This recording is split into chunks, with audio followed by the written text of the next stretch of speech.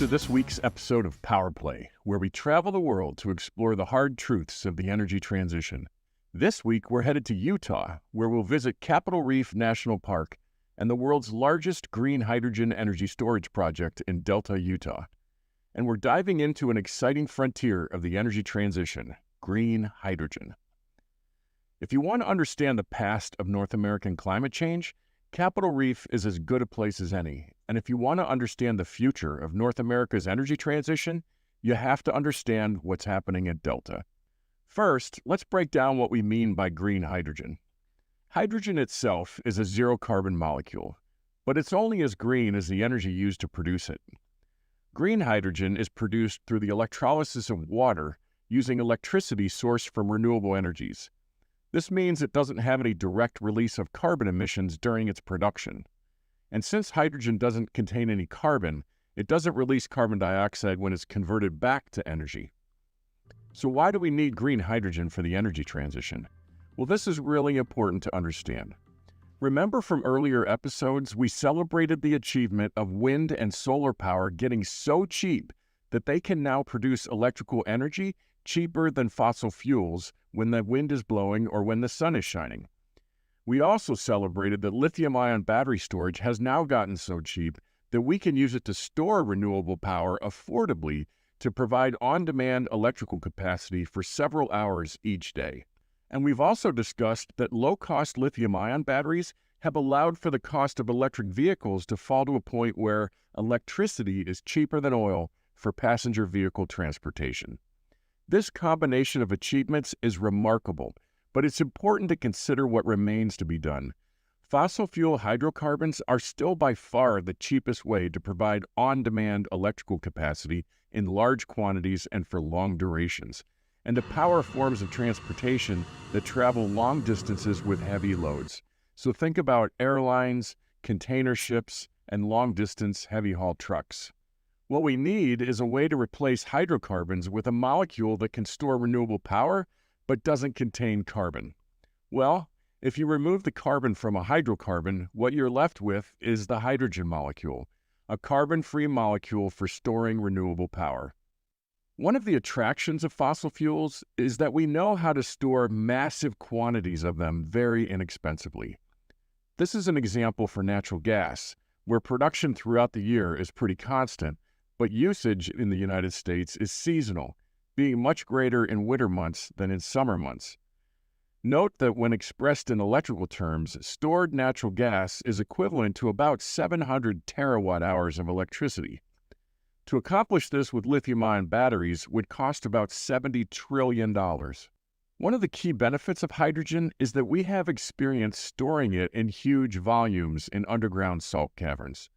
There are 4 such existing hydrogen salt caverns, with the oldest having been in operation in the UK since 1972. Note that these caverns can store up to 274 gigawatt-hours of electrical energy. An estimate of the cost to use green hydrogen to store 700 terawatt-hours of electrical energy is about $276 billion. This means that to store large amounts of power for seasonal storage, it's 250 times more expensive to use lithium-ion batteries than green hydrogen. And in addition, the lithium-ion batteries would weigh about 5 million metric tons. This is similar in size to the Great Pyramid of Giza. In April of 2019, I was CEO in Mitsubishi Power Americas. My team and I were thinking about this problem of long-duration energy storage, and we were scouring the world looking for the best site for a green hydrogen project. I had a meeting with Bill Furman, CEO of Berkshire Hathaway Energy, and he suggested that I take a look at Delta, Utah. Delta is the site of an existing coal-fired power plant that's scheduled to retire in 2025. The coal-fired power plant is connected to the city of Los Angeles by an existing high-voltage direct current transmission line. And Bill explained to me it sits on top of a huge salt dome that can be used to store massive volumes of hydrogen very inexpensively. This site had everything we needed for the world's first utility-scale green hydrogen storage project. Access to solar and wind power, a huge electrical connection to the city of Los Angeles, substantial water rights from the retiring coal-fired power plant, the workforce of that power plant, and exactly the subsurface formation we needed to store hydrogen.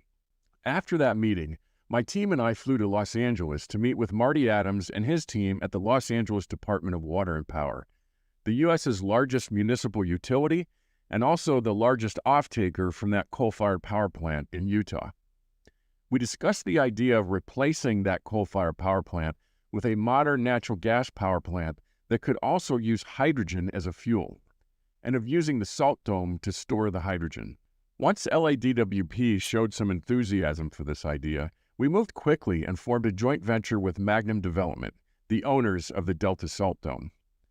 Eventually, we were awarded a contract to supply the gas turbine power islands for the combined cycle power plant, and then later we were awarded a 30-year offtake agreement to supply hydrogen using our salt dome. The offtake agreement allowed us to finance the project, including a $504 million loan from the U.S. Department of Energy Loan Programs Office, and is now under construction and will begin delivering hydrogen to IPP in 2025. And that's how the Advanced Clean Energy Storage came to be. It'll be the largest project anywhere in the world to store green hydrogen, using 2 underground salt caverns, each one the size of the Empire State Building. Using excess renewable energy, primarily from solar and wind, ACES will produce hydrogen when there's more electricity being generated than is needed. This excess, which would otherwise be wasted, is converted into hydrogen and stored in the vast underground salt caverns. You know, we've been reducing carbon emissions in the U.S. power sector for the past 20 years. Because renewable power and natural gas power have become cheaper than coal-fired power, we've been retiring coal-fired power plants and replacing them with a combination of renewables and natural gas power generation.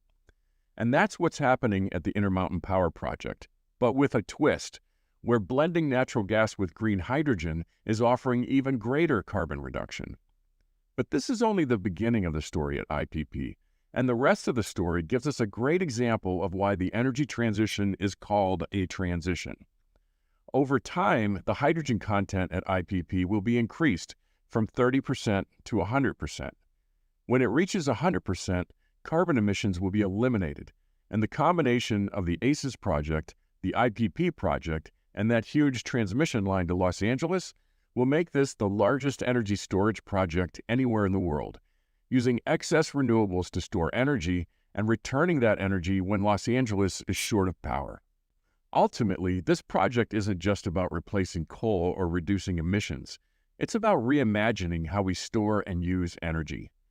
Green hydrogen here serves as a form of long-duration energy storage, bridging gaps in power generation and consumption, and ensuring a reliable, sustainable supply of clean energy from intermittent renewable power. Now, let's discuss some of the hard truths of green hydrogen. One criticism of using green hydrogen to store energy is that you lose about 60% of the original energy in the process.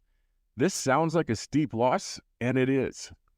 But to understand why LADWP went forward with the project anyway, you have to understand 2 terms from the power industry: curtailment and resource adequacy. Curtailment refers to the fact that sometimes, on bright, sunny, windy days, we produce a lot more power than the grid needs. In today's power grid that has very limited storage capacity, that excess power is just wasted. This is called curtailment. It's sort of like when you're filling a bucket with a water hose, and you have to turn off the hose when the bucket is full.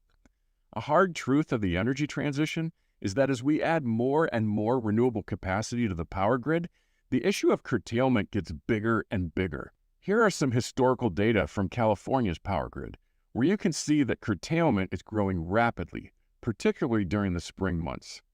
Resource adequacy refers to the fact that the power grid can never come up short on power. It's expected to meet all demand for electrical capacity 24 hours a day, 365 days a year, even when the sun is down and even when there's no wind, even when there's extreme weather and even when demand spikes. Many people don't realize that today's power grid is balancing supply and demand every minute of the day.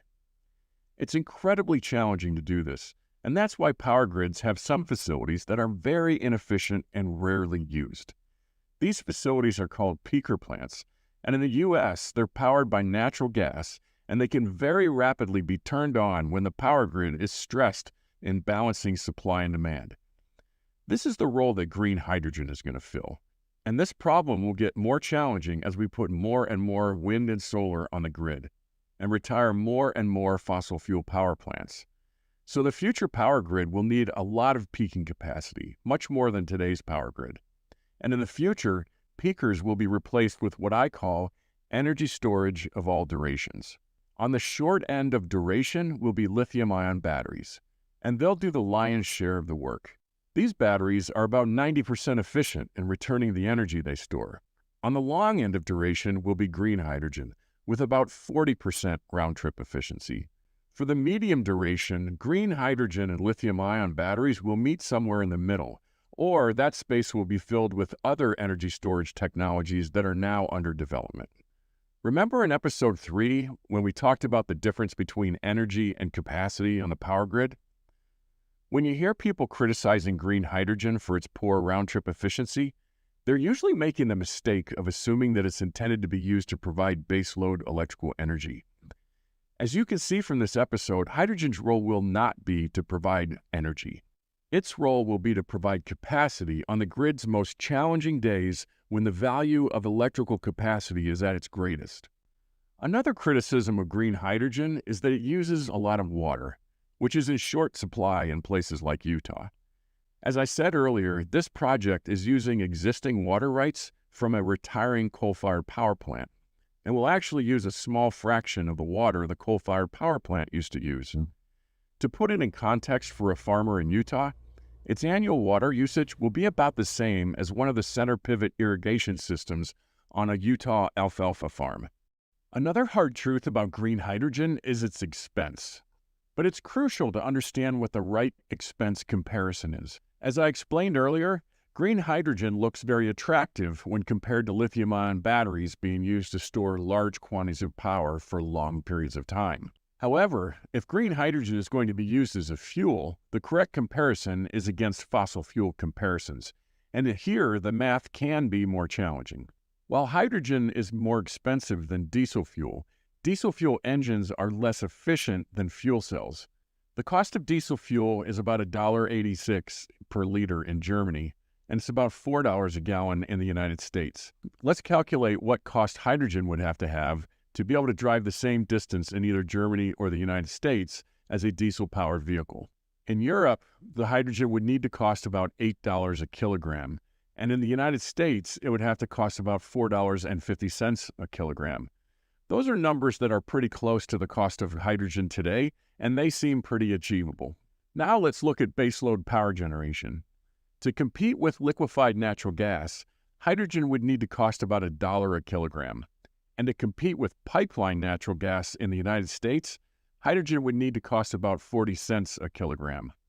So it's clear to me that hydrogen is very attractive for long-duration energy storage. Its cost is in the right ballpark to compete with diesel fuel in transportation, and it's really not cost competitive with natural gas for baseload power generation. In future episodes, we'll explore this further, looking at Inflation Reduction Act tax credits for green hydrogen, and also looking at alternatives like blue hydrogen and carbon capture and sequestration. And a final hard truth of this project for me is that I left Mitsubishi in 2021. Right after we won the hydrogen offtake agreement and had made a lot of progress with the DOE Loan Programs Office. I was offered another job, and I decided that the team at Mitsubishi Power had better people than me to take ACES the rest of the way. And they haven't disappointed me. My successor, Bill Newsom, and his hydrogen team took the project through financial close and into construction. They also recently did a deal to bring Chevron into this project. And Chevron is really an ideal partner to go after using green hydrogen as a fuel for transportation. I still keep a close eye on the project, but I'm now an outsider rather than an insider. While in Utah, my wife and I explored the stunning landscapes of Capitol Reef National Park. At the park, I learned about the native Fremont people who began to incorporate farming into their hunter-gatherer lifestyles approximately 2,000 years ago. Petroglyph panels throughout Capitol Reef National Park depict ancient art and the stories of these people who lived in the area from the year 300 to 1300. I was struck by the echoes of history that resonate with today's challenges. The Fremont were hunter-gatherers who learned how to grow maize, beans, and squash along riverbeds. By 900 AD, the landscape had become a sea of farmers, and the forager lifestyle had faded. The transition from hunting and gathering to farming ushered in a fundamental transformation in ancient Utah. More and more people gathered into villages as they had never done before. The best-watered places harbored villages of several dozen homes. But Utah and much of the western U.S. is susceptible to prolonged megadroughts that last for 2 decades or more. And toward the end of the 13th century, the Fremont were hit with a massive megadrought. It's thought that a huge volcanic eruption in Indonesia in 1257 may have started a process that caused the world's climate to begin a prolonged cooling trend and an erratic rainfall pattern, ushering in what's known as the Little Ice Age, which caused cooler temperatures and less rainfall in North America. After centuries of farming, the Fremont lifestyle began to change due to this megadrought. They faced a crisis that is eerily similar to the global climate change that we're facing today, a prolonged change in climate that transformed their world. And this drought wasn't just a dry spell, it reshaped their entire society. Farming became untenable, forcing the Fremont to abandon their settlements, migrate to more hospitable areas, or drastically alter their way of life.